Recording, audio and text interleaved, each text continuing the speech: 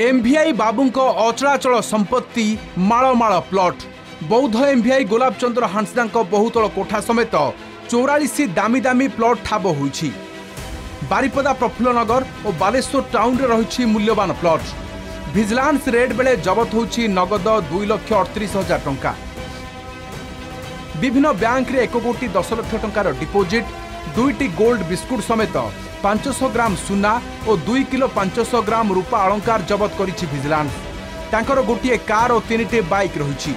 झीर मेडिकल पाठ पढ़ारे गोलाप बाबू खर्च करिसंती 40 लाख टंका। एते संपत्ति देखि विजिलेंस ताज्जुब होछि।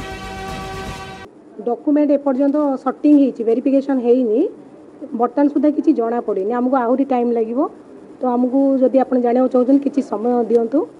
नाइ बैंक अकाउंट तो किछि तांकर एसबीआई रे किछि बैंक अकाउंट अछि।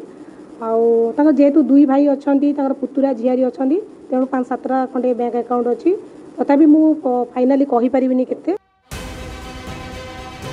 आय बहिर्भूत संपत्ति ठूल अभियोग रे बौद्ध एमवीआई गोलापचंद्र हांसदा घर समेत 6टी स्थान रे एककालीन चढ़ाऊ करिछि विजिलेंस। बौद्ध, भुवनेश्वर और बारिपदारे तदंत चली। एमवीआई गोलाप को बारिपदा स्थित घर, बौद्ध भड़ा घर और आरटीओ ऑफिस रे रेड होइछि। मयूरभंज खुंटा स्थित पैतृक घर, बारिपदा सहयोगी घर और भुवनेश्वर पांडोरा रे झियो रहुतुबा फ्लैट रे मध्य रेड करिछि विजिलेंस।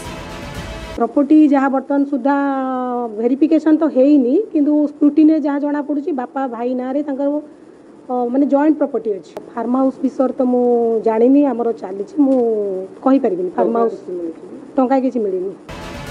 1991 मसीह गोलाप हांसदा आईपीओ भाव में चाकरी जीवन आरंभ करथिले।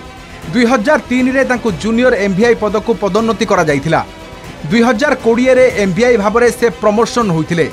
वर्तमान गोलाप को मासिक दरमा हेउछि 1,08,000 टंका।